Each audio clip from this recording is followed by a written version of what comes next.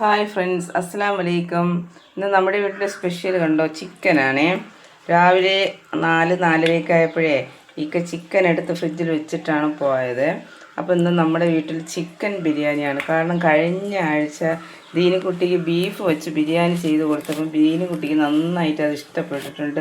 കാരണം നമ്മളെ ഈ ബിരിയാണി അരി ഉണ്ടെങ്കിലേ നമുക്ക് ബിരിയാണി വയ്ക്കാൻ പറ്റുള്ളൂ എന്ന് നമ്മളുടെ തോന്നലൊക്കെ തെറ്റാണ്.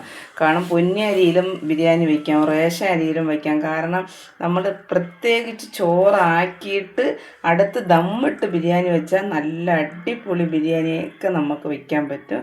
മൊത്തത്തിൽ ആ റേഷൻ അരിയിലും പൊന്നി അരിയിലൊക്കെ ഇട്ട് മസാല എല്ലാം കൂടി ഇട്ട് ഒരുമിച്ചിട്ട് ബിരിയാണി പോലെയൊക്കെ വയ്ക്കുകയാണെങ്കിൽ അത് സെറ്റായി വരില്ല. കാരണം അതിൻ്റെയൊക്കെ വേവ് വ്യത്യാസമില്ലേ. അപ്പോൾ നമ്മൾ ചോറ് പ്രത്യേകിച്ച് വേവിച്ചതിന് ശേഷം നമ്മൾ അങ്ങനെയൊക്കെ ബിരിയാണി ദമ്മിട്ടെടുത്ത് കഴിഞ്ഞാൽ നല്ല ടേസ്റ്റാണ്, ഭയങ്കര ടേസ്റ്റാണ്. കഴിഞ്ഞ ആഴ്ച നമ്മളെ ഈ പൊന്നി അരിയിൽ ബിരിയാണി വെച്ച് ബീഫ് ബിരിയാണി വെച്ചത് നല്ല ടേസ്റ്റായിരുന്നു. അപ്പോൾ എൻ്റെ ദീനിക്കുട്ടി പറഞ്ഞ് എനിക്ക് ഈ ആഴ്ച ചിക്കൻ ബിരിയാണി ആ അരിയിൽ വെച്ച് തരണേ ഉമ്മ എന്ന് പറഞ്ഞ്. അപ്പോൾ അതിന് വേണ്ടിയിട്ട് ഞങ്ങൾ ഇന്ന് ചിക്കൻ എടുത്തതാണ്. ഇതാ കണ്ട ലെഗ് പീസാണ്. അപ്പോൾ നമുക്ക് ഏത് അരി ഉണ്ടെങ്കിലും നമുക്ക് ബിരിയാണി ആക്കാം. പക്ഷേ ചില ആളുടെയൊക്കെ തെറ്റിദ്ധാരണയാണ്, നമുക്ക് അരി ഉണ്ടെങ്കിലേ ബിരിയാണി വെക്കാൻ പറ്റുള്ളൂ, നമ്മുടെ വീട്ടിലെ റേഷൻ അരി വെച്ച് വേണമെങ്കിലും നമുക്ക് ബിരിയാണിയൊക്കെ ഉണ്ടാക്കാൻ പറ്റുന്നതാണ്.